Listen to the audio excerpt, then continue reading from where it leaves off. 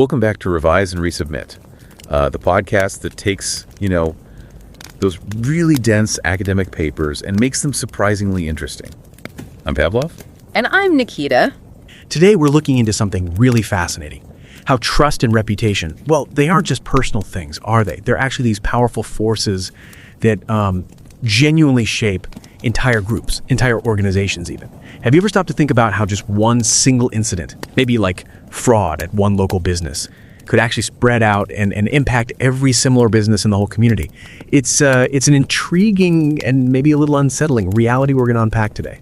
Now, this conversation is grounded in some pretty solid work. It's actually a large language model, an LLM-based summary of a rigorously peer-reviewed article. It was published in the Journal of Management Studies, which is, a top-tier FT50 listed journal for those of you keeping track of that stuff. The research comes from Stephen J. Smulowitz at Wake Forest University School of Business, Horacio E. Rousseau from Florida State University, and Pino G. Audia from Dartmouth's Tuck School of Business. Really brilliant folks. And as we get ready to explore this research, something really quite profound sort of hits you. Reading deeply like this, it just affirms that, wisdom, empathy, human understanding, these aren't things you can just optimize like a process, right? They're things you live. So, look, whether you subscribe to this channel or not, I genuinely hope you'll make some time to read this article. It's incredibly thoughtful, really rigorous. The link is right there in the show notes for you. Please check it out. Our aim today, especially if you're maybe new to academic research, perhaps just starting your own journey, is to kind of explore this paper as a masterclass. It really demonstrates how these complex social dynamics influence what happens to organizations, their outcomes. We'll try to simplify the core ideas, shed some light on the frankly impressive methods they used, and definitely highlight their surprising findings, because the core question is pretty stark. Can these deeply held organizational values, the stuff we usually think is purely good, actually become a source of risk, a liability? And if so, what on earth can organizations do about that? It's such a great question because, we automatically assume strong values are always a plus. This paper really forces a second look at that. Exactly. So let's start with those foundations, particularly for anyone newer to this field. The paper mentions institutional logics quite a bit. Sounds pretty fundamental. What exactly are they? Right. Think of institutional logics as the deep-seated, often historical patterns of cultural beliefs, practices, values, assumptions. The rules, really, that shape how we think and act in a certain area of life. They're kind of like the invisible blueprints for what's considered legitimate or appropriate. The authors give good examples. You've got the state logic for government, the market logic focusing on profit, competition, that stuff. And crucially for this study, the community logic. That's the key one here. These logics provide the framework people use, maybe unconsciously, to judge what organizations do. Stick to the dominant logic, and you usually get legitimacy, trust. Deviate, and you risk, negative judgments, even stigma. Okay, that makes sense. So they're like the unspoken rules of the game for a specific field. But then the paper adds another layer. Category research. Why isn't it enough to just look at one organization on its own? Why bring in categories? That's a really critical point because, we tend to think of organizations as these separate islands, but they're not. Audiences, customers, investors, the public, they don't evaluate a company in isolation. Their judgment is heavily influenced by the specific category that company belongs to, like, say, community banks. Mm-hmm. And maybe even more importantly, by what other organizations in that same category are doing. Ah, okay. And this leads to the idea of categorical penalties. It means bad actions by one firm can cause problems, like losing legitimacy or facing stigma for other completely innocent firms, all because they're lumped together in the same category. It's almost like guilt by association, but it's driven by how we mentally group things. Wow, guilt by association. Like one bad apple really can spoil the bunch, even for the good ones nearby. That feels, pretty unfair, but I can see how our minds might make those connections. Now, the authors picked a very specific group for their study, U.S. community banks. Why were they such a perfect example for this? Yeah, they're a fantastic case study because they live this tension every day. Community banks are what the paper calls hybrid organizations. They're constantly juggling the financial logic, making profits, growing, being efficient with this community logic. The community logic pushes them towards strong local ties, really personalized service, actively helping local development. These banks are often seen as like the prime examples, paradigmatic examples, the authors say, of this community logic. And because they align so closely with community values, mutual trust, reciprocity, they get unique benefits. access to local information, local deposits, maybe even some protection from big national banks trying to move in. Relationship lending is a key part of this. It's where they make loans based on really knowing the customer, the local context, not just a credit score. This deep embedding makes them strong, but also, as the study shows, uniquely vulnerable. Right. So if this community connection, this logic is usually such a huge asset, giving them trust and resources, how does it flip? How does it become a problem? This is where we get into those surprising findings, isn't it? Exactly. The first big surprise is around what they call wrongdoing by community firms. WCF. We're talking serious stuff here, like fraud, embezzlement happening inside a community bank. So, Hypothesis 1 in the paper predicts that this WCF will negatively impact the financial performance, not just of the bank where it happened, but of other completely innocent community banks in the same category, in the same area. Not the guilty bank, but its neighbors. Precisely. The interviews they did with banking execs really make this clear. One CEO said, when a local bank gets bad press, you might get generalized with them as well, because customers often don't truly see the difference between the local banks.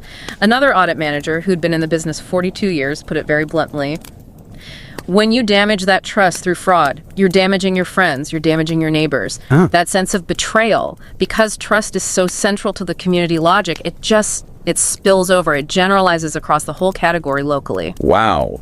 So one breach of trust really does poison the well for others in that group. And it gets even trickier, doesn't it? The paper says the strength of this community logic, how embedded it is, can actually make things worse. How does that work? That's hypothesis 2. And yeah, it's pretty counterintuitive at first glance. They introduced this idea of community logic strength, or CLS. It's basically how prevalent and strong that community-focused way of thinking is in a particular geographic area. And they measured this quite cleverly, actually. They looked at things like the density of food cooperatives, local human services, nonprofits, religious congregations, all markers of a tightly knit, trust-based community. Okay, indicators of strong community ties. Exactly. So hypothesis 2 predicts that where this community logic strength is higher, the negative hit on financial performance from that WCF, that wrongdoing spillover, will actually be stronger. And the numbers they found are stark. When wrongdoing by others is high, having a strong community logic environment reduces the predicted return on average assets, the ROAA, from 0.62 down to 0.27. Wait, from 0.62 to 0.27? Oh, yeah. That's a drop of more than half. A massive hit to an innocent bank's profitability simply because of where it's located and what someone else did. And the interviews explain why. In these strong communities, the connections are deeper. Betrayal cuts deeper. As executives pointed out, in these places, bankers and residents are in churches together. They're in civic clubs together. They see each other at local high school and football games. Life is more intertwined, so when one banker breaks that trust, it feels like a much more personal betrayal to the whole community. The stakes are just higher. That makes a painful kind of sense. The closer the community, the harder the fall when trust is broken. Okay, this sounds pretty worrying for innocent firms caught in this negative spillover. But the research does offer some hope, right? Is there anything these non-culpable organizations can actually do to protect themselves? Yes, absolutely. And this is where it becomes really practical. Hypothesis 3 looks at a potential buffer: community investment.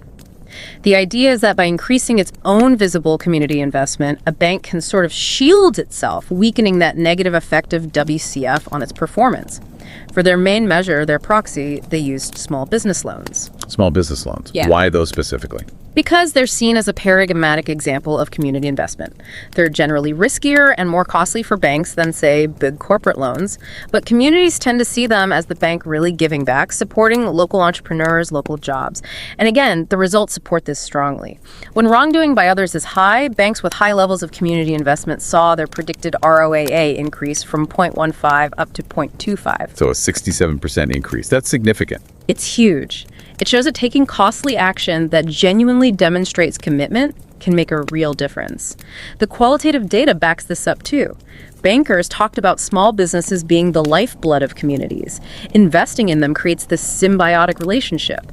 It signals a true commitment that goes beyond just words, and that seems to insulate the bank somewhat when others mess up. It builds its own reservoir of goodwill. That's a powerful finding. So for those listening who are maybe thinking about their own research, understanding how they actually uncovered all this is just as important. How did the authors study such a complex thing? Yeah, the methodology is really impressive, a great example of mixing methods well. They looked at basically the entire population of U.S. community banks defined as those with assets under $1 billion across 352 different metropolitan areas in the U.S. And they tracked them over several years, from 2006 to 2013. That's a lot of data. They pulled data from really reliable sources. The area demographics came from the U.S. Census American Community Survey.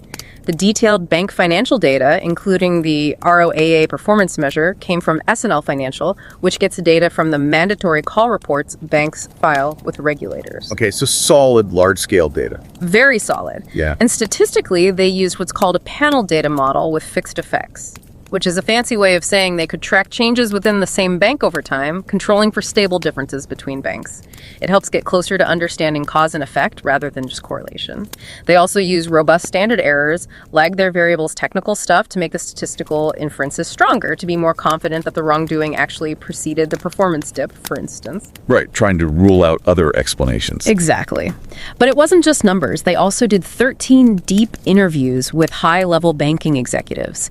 These interviews provided crucial context, especially around a specific bank fraud scandal that had happened nearby. It gave them insight into how people actually thought and talked about these events.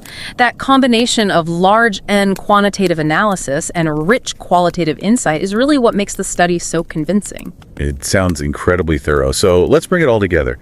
What does this really mean for you listening, whether you're starting research, leading a business, or just trying to understand these dynamics better? What are the main takeaways? Well, I think there are a few really key contributions here. First, it definitely challenges that simple assumption we talked about. Institutional logics, like the community logic, they aren't just resources. They can absolutely be a source of risk, too, a real double-edged sword. Second, it puts a spotlight on the power of categories. These logics act like mental schemas that shape how audiences classify firms and react to them, especially when something goes wrong. It really pushes us to think beyond just the individual organization. Right, it's about the group identity. Exactly. Third, it underscores this idea of ecosystem thinking. Firms aren't isolated. They're embedded in these local networks, these ecosystems. One firm's actions ripple outwards. What happens to one can affect many. And finally, on a practical level, it shows firms aren't helpless. They can potentially shield themselves from these negative spillovers. How? By strategically doubling down on actions that authentically signal their commitment to the core values of that logic, like making those impactful community investments.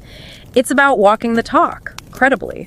So demonstrating genuine commitment can build resilience. It seems so. And it even opens up this interesting thought. Maybe industries need more collaborative responses when wrongdoing occurs. If trust is a collective asset, maybe there's a role for industry groups to step up, reinforce standards, and collectively manage reputational crises. That's a really interesting extension. This whole study just powerfully highlights that dynamic dance between values, community, and reputation, doesn't it? It really makes you think about how sticking to a core value, while usually so beneficial, can also create these unique vulnerabilities that need careful management. And it leaves us with a question, perhaps. When your whole category, your whole group, is under scrutiny because of the actions of others, how can you, as an organization, maybe even as an individual, proactively and authentically signal your own true commitment? What does that really look like in practice? If you found these ideas as compelling as we have, please do yourself a favor and read the full article. It's rich, it's rigorous, and the link is waiting for you in the show notes. It really is worth the time. And don't forget to subscribe to Revise and Resubmit on Spotify and Apple Podcasts. Until next time, keep those minds curious, keep questioning, and keep revising and resubmitting.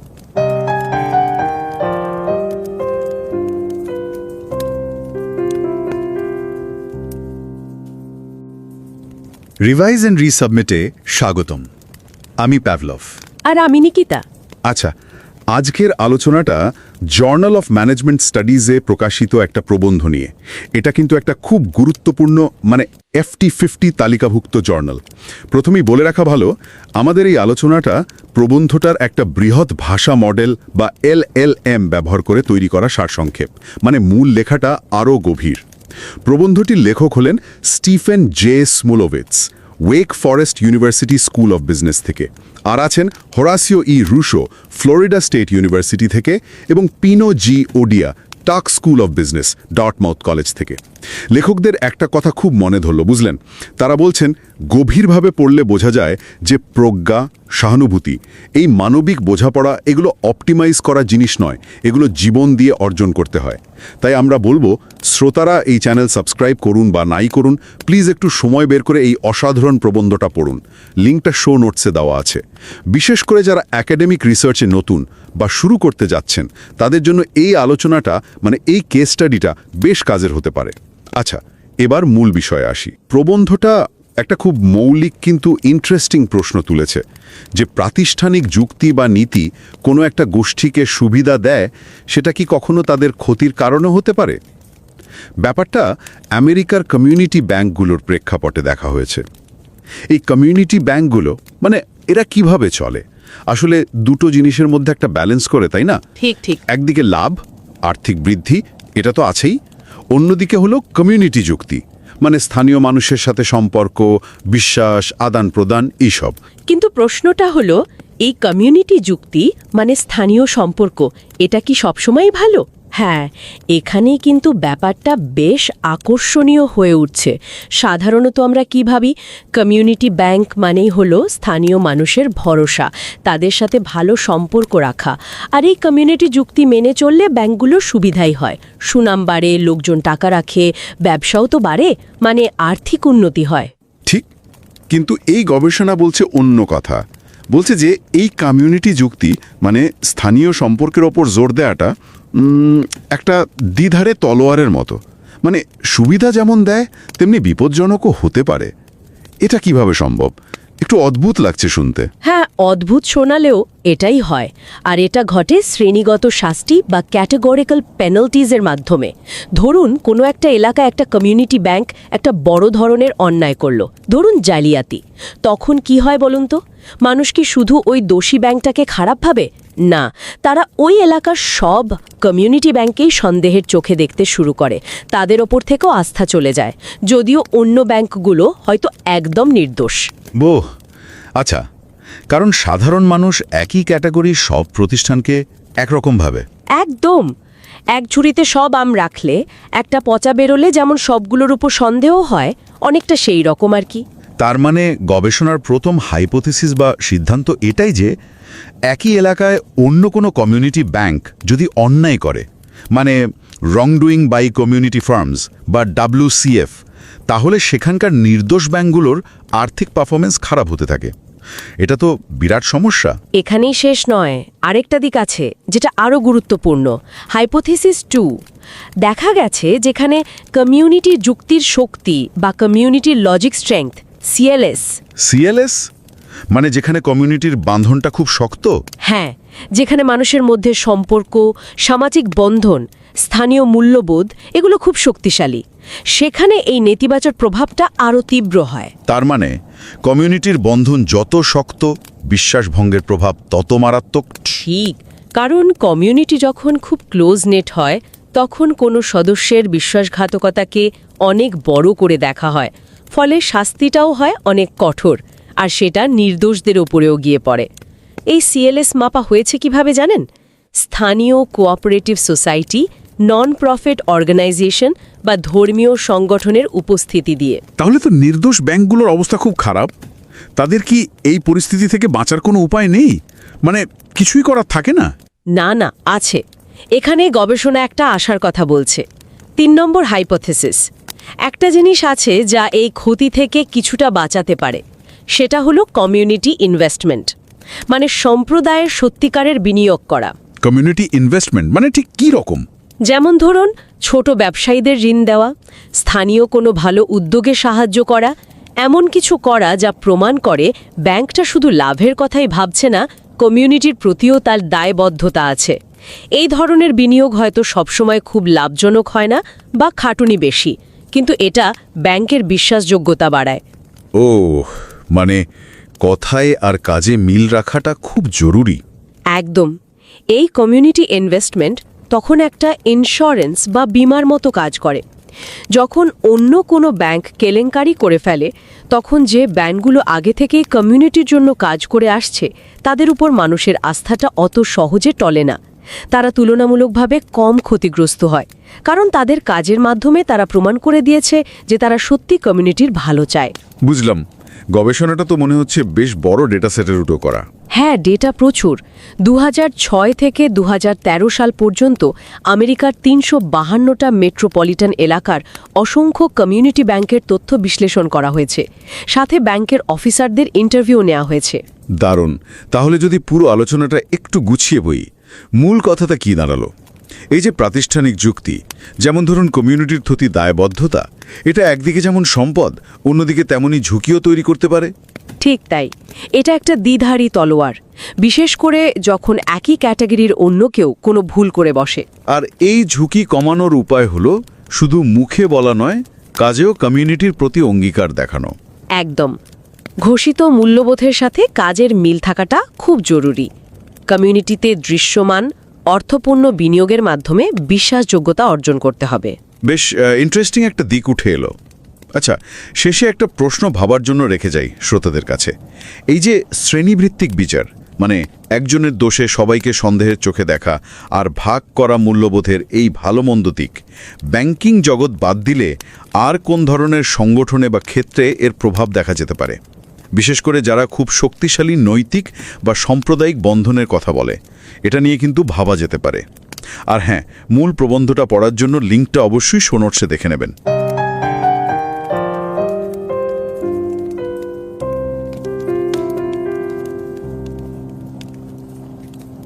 नमस्कार।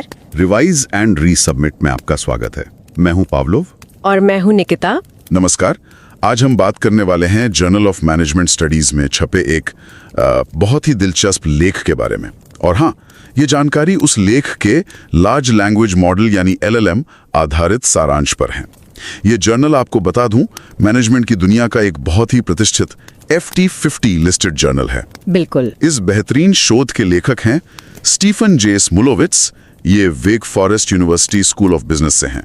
होराशियो E Rousseau, Florida State University से, और Pino G Audia, Tuck School of Business, Dartmouth College से। काफी जाने माने नाम है ये सब। हाँ, और सच कहूं तो गहराई से पढ़ने पर यह महसूस होता है कि ज्ञान, सहानुभूति और मानवीय समझ, इन्हें आप किसी खांचे में फिट नहीं कर सकते, इन्हें बस जिया जा सकता है। सही बात है। और ये शोध कुछ ऐसी ही गहरी समझ देता है। तो हमारी श्रोताओं से गुजारिश है, आप इस चैनल को सब्सक्राइब करें या ना करें, प्लीज इस बहुत मेहनत से तैयार किए गए संपादकीय लेख को पढ़ने के लिए थोड़ा वक्त जरूर निकालें। हाँ, पढ़ना तो चाहिए। लिंक आपको शो नोट्स में मिल जाएगा। तो चलिए आज इस रिसर्च को थोड़ा समझने की कोशिश करते हैं, खासकर उनके लिए जो एकेडमिक रिसर्च में नए हैं, अपना सफर अभी शुरू ही कर रहे हैं। हाँ बिल्कुल, देखते हैं इसे। तो ये स्टडी एक बहुत अहम सवाल पूछती है, क्या संस्थागत तर्क, मतलब समाज में जो मान्यताएं, जो नियम कायदे चलते हैं, क्या वो उन्हीं संगठनों को नुकसान पहुंचा सकते हैं जिनसे उन्हें फायदा होने की उम्मीद होती है? खासकर यहाँ अमेरिकी कम्युनिटी बैंकों के संदर्भ में बात हो रही है। हाँ, और यहाँ जो मुख्य कॉन्सेप्ट है वो है सामुदायिक तर्क का, जिसे कम्युनिटी लॉजिक कहते हैं। इसका मतलब है स्थानीय जुड़ाव, आपसी भरोसा, एक दूसरे का सहयोग। अच्छा। आमतौर पे तो यही माना जाता है कि ये चीजें, जैसे कम्युनिटी बैंक है, उनके लिए अच्छी होती हैं। हाँ, फायदेमंद होनी चाहिए। बिल्कुल, इसी भरोसे पर तो वो टिके होते हैं। लेकिन ये रिसर्चर्स एक खतरे की तरफ भी इशारा कर रहे हैं, है ना? हाँ। वो एक और आइडिया लाते हैं, श्रेणी अनुसंधान या कैटेगरी रिसर्च। हाँ, ये क्या चीज है? मतलब वो कह रहे हैं कि लोग किसी एक बैंक को अकेले नहीं देखते। बिल्कुल सही। दर्शक या लोग जो हैं वो किसी संगठन का मूल्यांकन सिर्फ उसके काम से नहीं करते, बल्कि वो जिस समूह या कैटेगरी का हिस्सा है, जैसे कम्युनिटी बैंक एक कैटेगरी हो गई, तो उस कैटेगरी के दूसरे सदस्य कैसा बर्ताव कर रहे हैं उसे भी देखते हैं। ओके, तो इसका मतलब ये हुआ कि हाँ, तो शोध का सवाल यही बनता है कि मान लीजिए एक कम्युनिटी बैंक कुछ गलत काम करता है, जैसे कोई धोखाधड़ी, तो क्या इसका नेगेटिव असर, इसका बुरा असर उसी इलाके के दूसरे बेकसूर कम्युनिटी बैंकों पर भी पड़ेगा? अच्छा। इसी को वो श्रेणीगत दंड या कैटेगोरिकल पेनल्टीज कह रहे हैं। आसान भाषा में समझें तो एक की गलती सबकी बदनामी। एक तरह का स्टिग्मा पूरी कैटेगरी पे लग जाता है। बिल्कुल, लोग उस भरोसे के टूटने को पूरी कैटेगरी पर सामान्यीकृत कर देते हैं। तो इस बेसिस पर उनकी मुख्य भविष्यवाणियां क्या थी, मतलब हाइपोथेसिस क्या थे? पहला अनुमान, मतलब हाइपोथेसिस 1, ये था कि अगर एक बैंक कोई गलत काम करेगा तो उसी समुदाय के दूसरे निर्दोष कम्युनिटी बैंकों के वित्तीय प्रदर्शन को नुकसान पहुंचेगा। ठीक है, भरोसा कम हो जाएगा। हाँ, और दूसरा अनुमान हाइपोथेसिस 2 ये और भी दिलचस्प है। बताइए। उनका मानना था कि ये जो नकारात्मक प्रभाव है ये उन समुदायों में ज्यादा मजबूत होगा जहां सामुदायिक तर्क यानी कम्युनिटी लॉजिक स्ट्रेंथ CLS पहले से ही बहुत मजबूत है। मतलब जहां आपसी भरोसा और स्थानीय जुड़ाव की वैल्यू ज्यादा है। एग्जैक्टली जहां विश्वास और स्थानीय जुड़ाव के मूल्य ज्यादा प्रचलित हैं, वहां विश्वासघात का असर ज्यादा गहरा होता है। अरे ये तो मतलब थोड़ा उल्टा सा लगता है जी कि जहां समुदाय ज्यादा मजबूत वहां सजा भी ज्यादा बड़ी।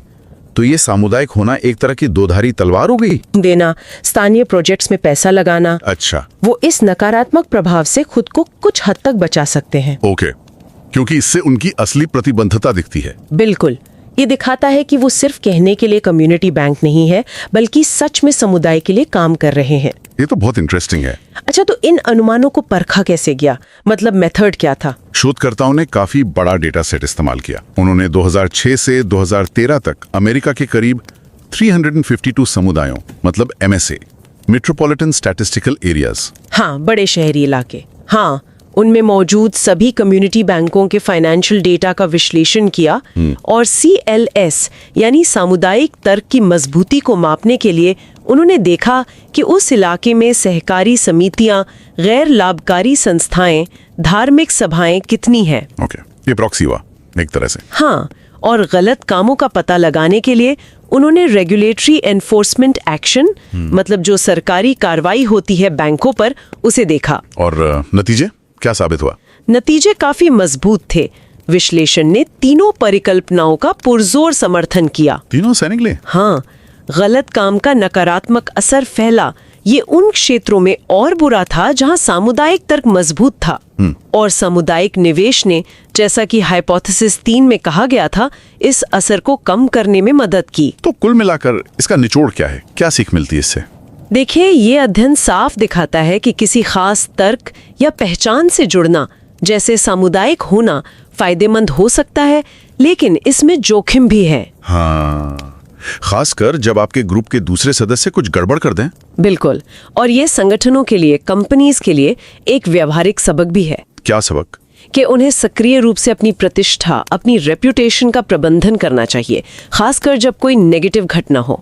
अपनी असली प्रतिबद्धता दिखाना, जैसे निवेश के जरिए, वो शायद बहुत महत्वपूर्ण हो सकता है। सही बात है, प्रामाणिकता मायने रखती है। हाँ, प्रामाणिकता। तो श्रोताओं के लिए एक आखिरी विचार छोड़ते हैं। ये जो आइडिया है कि एक समूह की प्रतिष्ठा उसके सभी सदस्यों को प्रभावित करती है, ये बैंकिंग के अलावा और कहां-कहां लागू हो सकता है? अच्छा सवाल है। क्या दूसरे क्षेत्रों में भी मजबूत सामूहिक पहचान इसी तरह के मतलब अप्रत्याशित जोखिम पैदा कर सकती है? सोचने वाली बात है। बिल्कुल, इस पर जरूर सोचना चाहिए।